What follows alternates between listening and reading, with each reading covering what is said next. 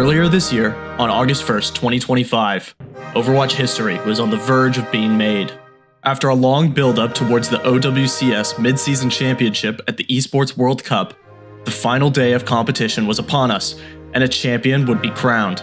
On one side of the bracket, two EMEA teams would battle it out for their spot in the finals, against one of the storied Korean rosters on the other side of the bracket. Typically, in past years, it would have been expected that one of the Korean teams would bring home the championship. Yet, for the first time in almost a decade, a Western team was closer than ever to a championship.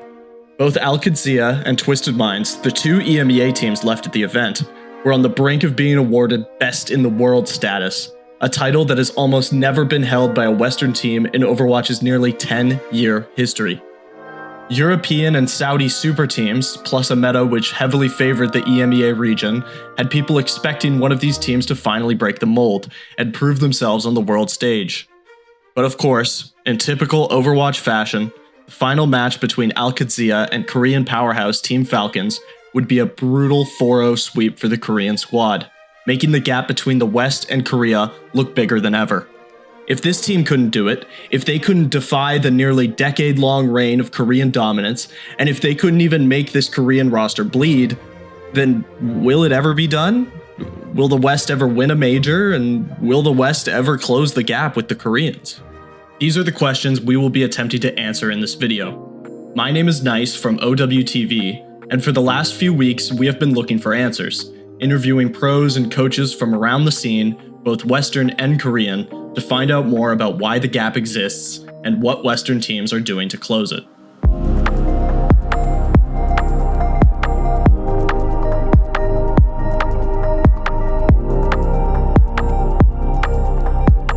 Korea dominating Overwatch is nothing new, and if you've been a fan of the scene at all since its launch, you would know just how prestigious the Korean region is compared to the rest of the world. Since OGN Apex Season 2 all the way back in 2017, every single international major tournament has been won by teams with majority Korean players and coaching staff. The first Overwatch Esports event I remember vividly was the 2016 Overwatch World Cup, where various countries from around the world sent their best players to compete on the world stage. Of course, Korea came out on top in dominant fashion. Not only did they win every single game, but they never even dropped a map through the entire tournament, showing the world that South Korea was on a different level from everyone else, and setting a precedent of dominance for the next decade. Over the next few years, the Overwatch League would take over as the premier Overwatch tournament series.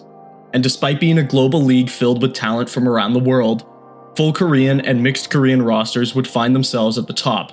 By 2022, 59% of all the players in the Overwatch League were South Korean. The contrast between Western investment in OWL and the representation of Korean players was definitely one of the prevailing themes in the league's history.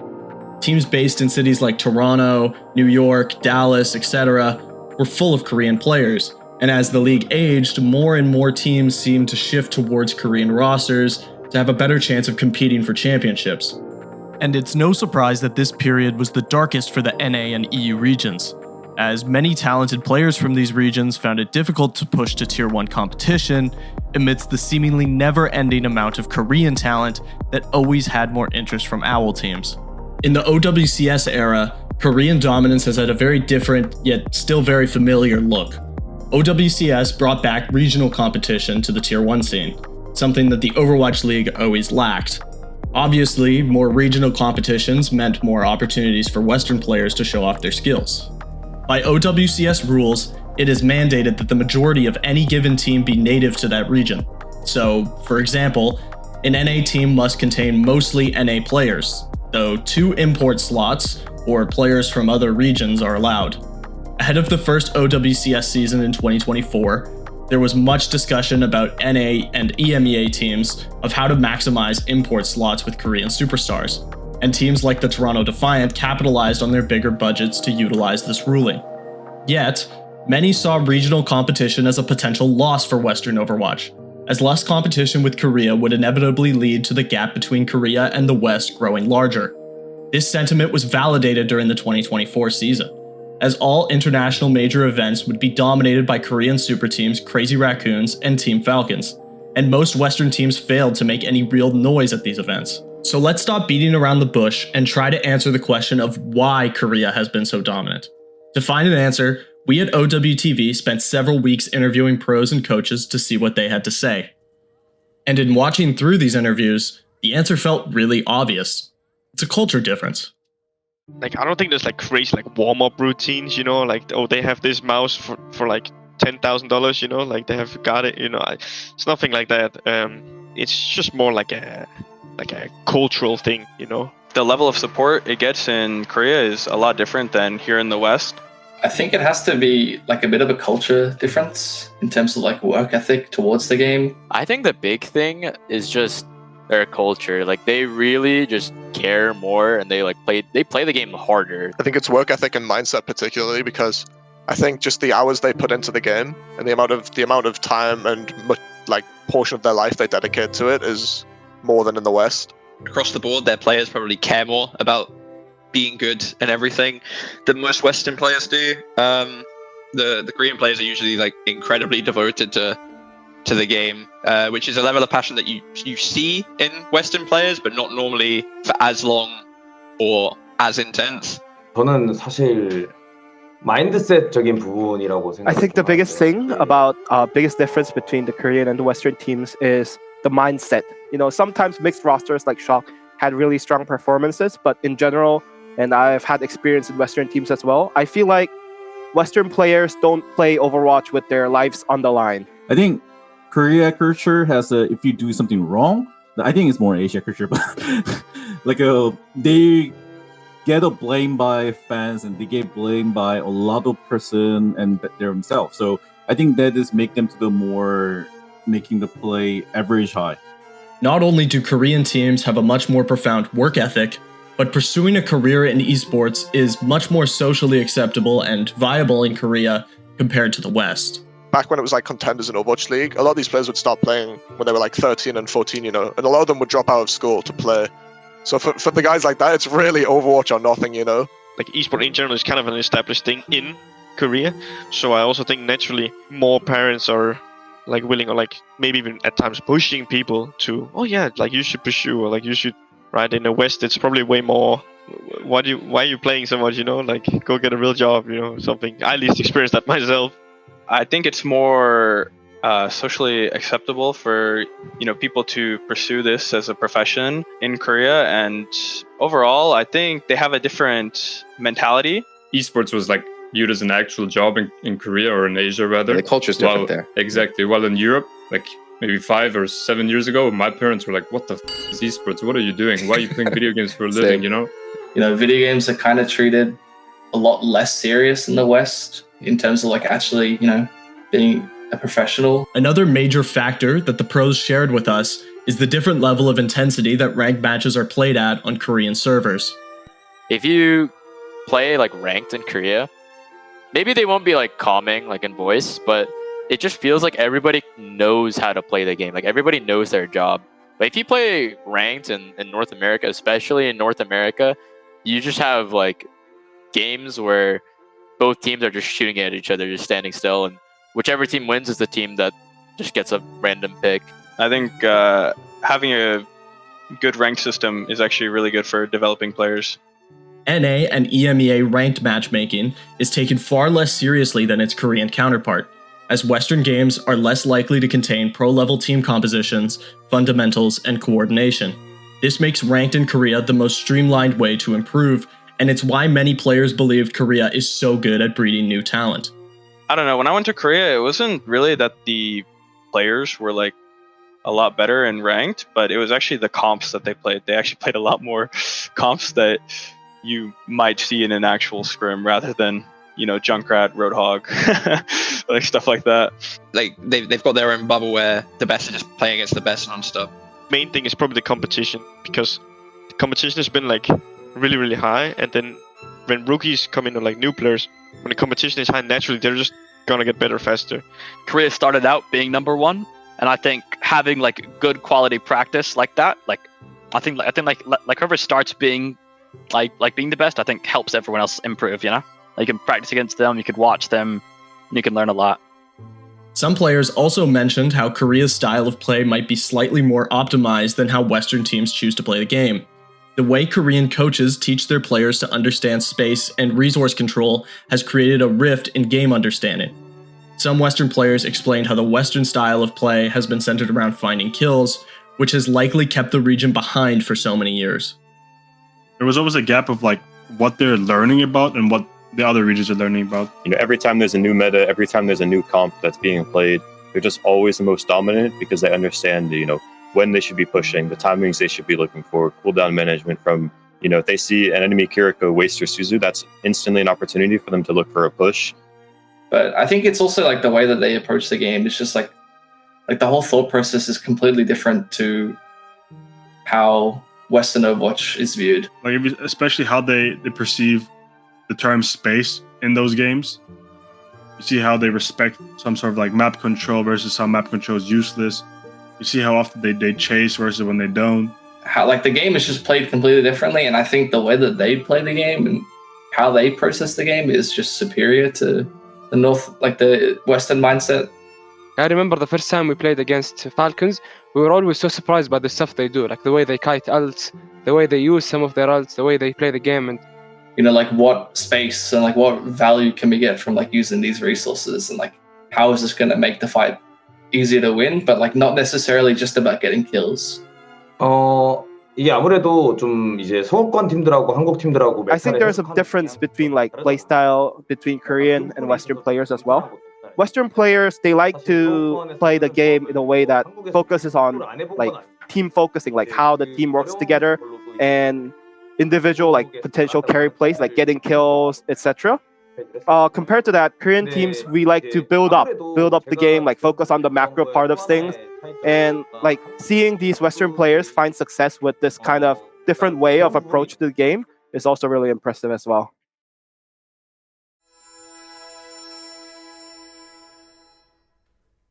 Believe it or not, the last time we saw a Western roster take home an international championship was Team Envious winning OGN Apex Season 1 all the way back in 2016.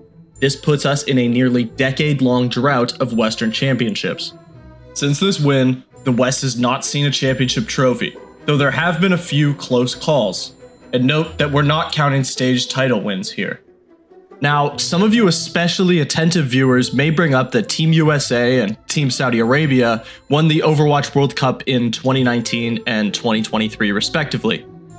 Though, World Cup status as a Tier 1 major is in question. Remember, only a few countries are actually able to field legit Tier 1 rosters. And Team South Korea has definitely made some interesting decisions in the last few installments. Outside of the World Cup, the two-time OWL champion San Francisco Shock did house some Western names, like Super, Sinatra, and Moth. Though the team was still mostly Korean, with a Korean coaching staff. The 2021 Atlanta Reign came second in the championship that year with a mostly Western roster, though they lost in devastating 4-0 fashion in the finals to, you guessed it, a Korean roster. The 2022 LA Gladiators were a formidable mixed roster with players from a variety of regions, winning multiple stage title wins, but again, they would fall short in winning a championship. Throughout 2022 and 2023, the London Spitfire were Dark Horse Championship contenders with a fully Western roster. Through playing Rhine comps, they were able to take massive upsets against high-level Korean squads like the Atlanta Reign, though they never took home a trophy. The 2023 Florida Mayhem took home the championship trophy with American player Rupal and Australian head coach Gunba, but again, the majority of the team was still Korean. And since the start of OWCS, almost every top 2 finish has been between Korean superstars Crazy Raccoons and Team Falcons, with Alcadzia finally breaking that streak earlier this year. All in all, Western rosters have come close to winning titles, but have fallen short every time, and mixed rosters who have found success were almost always majority Korean. This year has been full of high-level performances from Western teams and upsets against the best Korean rosters in the world. For instance, there's NiGHTMARE vs Crazy Raccoons. This is likely where gap-closing narrative started, as NiGHTMARE sent tournament favorites Crazy Raccoons down to the loser's bracket after a stunning 3-1 victory. What stands out to me about this match is that Nightmare won mostly playing dive comps. Heroes like Winston, Tracer, and Ana have been staples of Korean Overwatch for years, and to see a Western team come out on top on those heroes gave many people confidence that a Western win was attainable. Now, some may say that this win was a fluke, especially considering that Crazy Raccoons went on to 3-0 Nightmare the next day and take home the trophy, though it can't be understated how important this win was. Notably, this win felt more like a win for the entirety of the West rather than just a win for NA, as the Nightmare roster featured players from America, Europe, and even Australia. There were two key factors in Nightmare winning this game. First is zeruhh, who had an unbelievable showing in the game, putting on a performance on the Tracer and Genji, and was able to clutch out plenty of fights for Nightmare. Second is Gultek, Nightmare's Korean coach, who especially helped this team study how Korean teams play and how to adapt to their playstyles. Next, of course, is Twisted Minds, a storied Saudi team who is best known for their Symmetra compositions and their superstar hitscan DPS Quartz. The meta at EWC was perfect for Twisted Minds, as they were able to abuse their experience with sim comps against Korean squads who were not as privy to that style of play. A 3-2 win against Crazy Raccoons, and a 3-1 win against T1 cemented them into third place. Now, it's important to note that this team is comprised of much of the core that was able to win the Overwatch World Cup 2023 for Saudi Arabia, and Saudi players' inclusion into OWCS has given the West another region to field high-level players from. Players like Quartz, Labda, and Ziad are widely agreed to be roughly on the same level of Korean superstar players, and their addition into Tier 1 Overwatch has been one of the biggest storylines since OWL ended in 2023. And finally, we have Al-Qadsiya, and despite not defeating any Korean teams at EWC, Al-Qad was able to finish second place behind Team Falcons, which is no small feat by any means.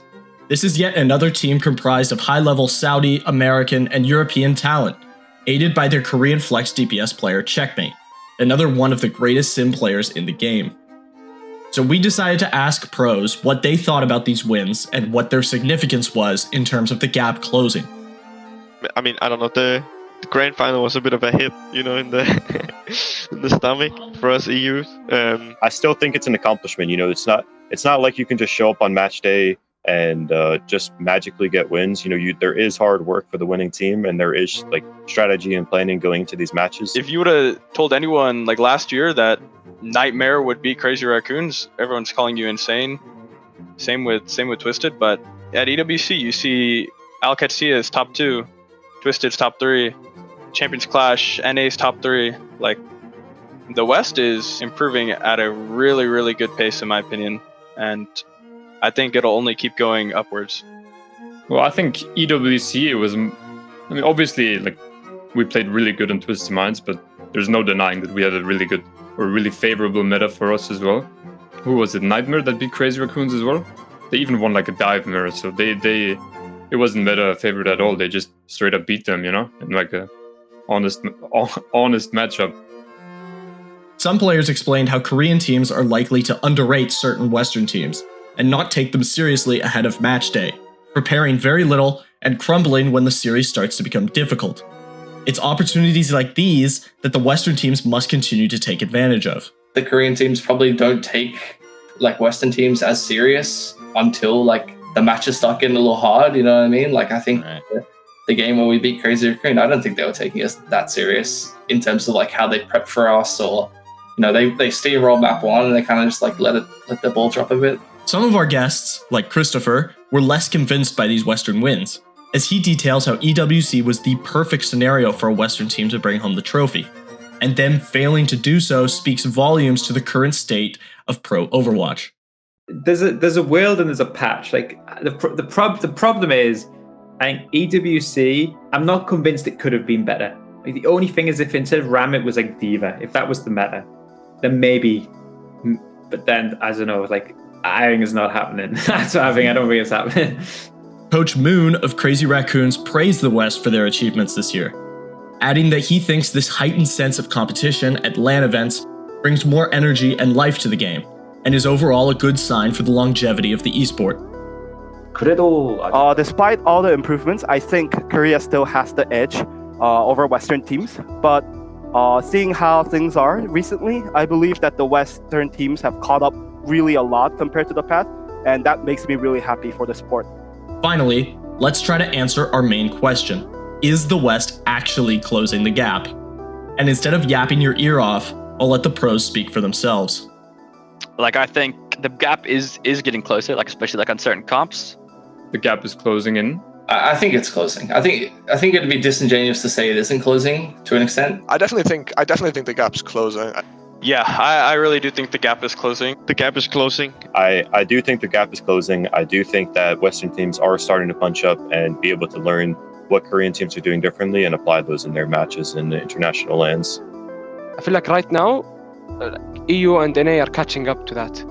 People talk about Korea as it's going to take so long to be able to get close to them or compete with them, but in a year's span, we've the West has already improved so much and have taken them really close. But this year, I think definitely have a lot of a fresh blood and fresh a coaching staff, and that is making scene more stronger.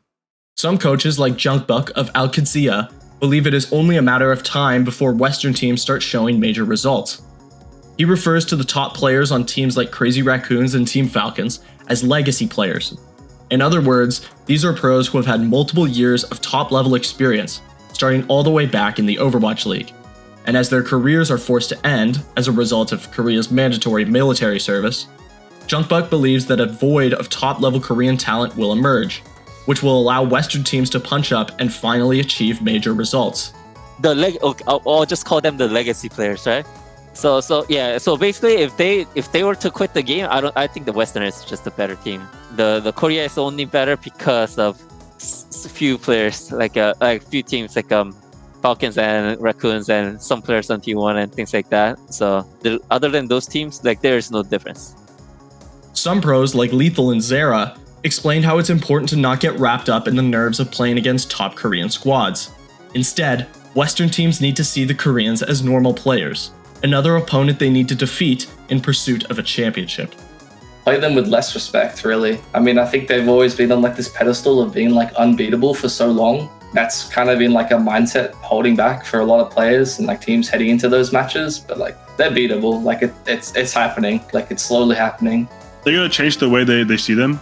You gotta see them as just players or just normal people, rather than these unbeatable players or just really talented players. As long as you picture them as your opponents rather than just someone bigger than that, that's the first step of just consistently beating them.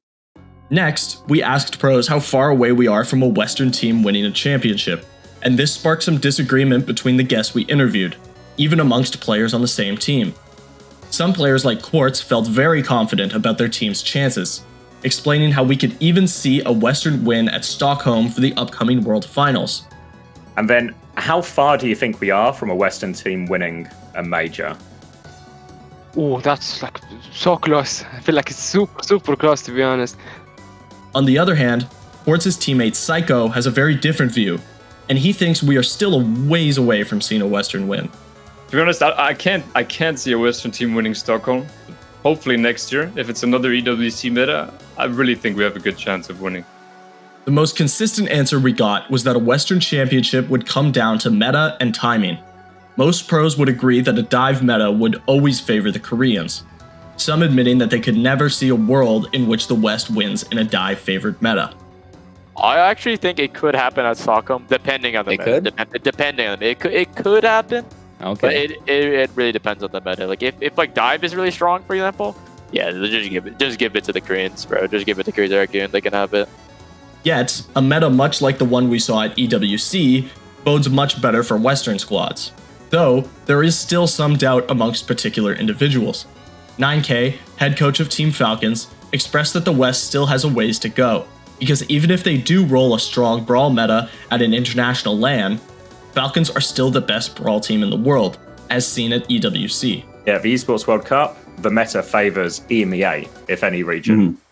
But they can't win that one either. So is that an argument that the gap is maybe not closing, or there is still a gap between the top Korean teams and the top Western teams? No, I think because I normally don't say the cocky way, but I never losing the Brawl comp. And they're just unlucky. Coach Mobydik of Zeta Division believes a Western win will never happen. All right, so he says it's a very difficult question, but in my opinion, it's never happening. Until Overwatch Esports dies as a whole, I don't think it's going to happen. And it's understandable how he got to this conclusion.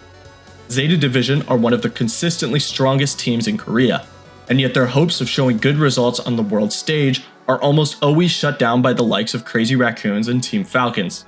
If these teams are so difficult to take down for him and his team, he feels like the West doesn't stand a chance, at least in big, meaningful games. Of course, it isn't all doom and gloom, as many of the Western players showed confidence and motivation to take down the top dogs of Korea. Well, of course I want to say, yeah, Team Liquid, we're going to go win Stockholm. A couple months. Yeah, a couple months, yeah, you know. But in general, I think it could happen maybe even this year, next year. I think we're close.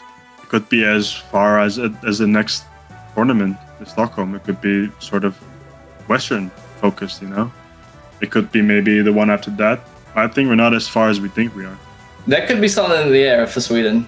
I think Sweden has like a pretty high chance of it happening. I feel like now more than ever is like the most possible. I think it's just a matter of time at this point. I do think we need the right meta, but I think the level of the top Western teams are good enough that when they get to do these boot camps and practice against the Koreans properly, and join that bubble of the best, if it is a good meta, it's winnable. If you think about it, especially for next year, I feel like Crazy Raccoon are gonna lose who I think Lip and Chu, or if I'm not mistaken. So the big Korean team is gonna fall off a bit. I mean, at the least, the moment the legacy players quit, I think the West is gonna win right away.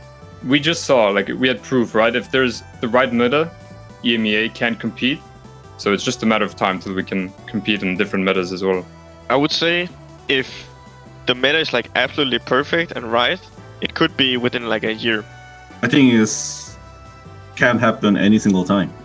I'm serious. Any single time. Big shout out to everyone at OWTV who helped make this project possible. And a special shout out to the pro players and coaches who agreed to do these interviews. If you enjoyed this video and you want to see more from us, make sure to drop a like and hit that subscribe button. My name is Nice, this is OWTV, thank you for watching.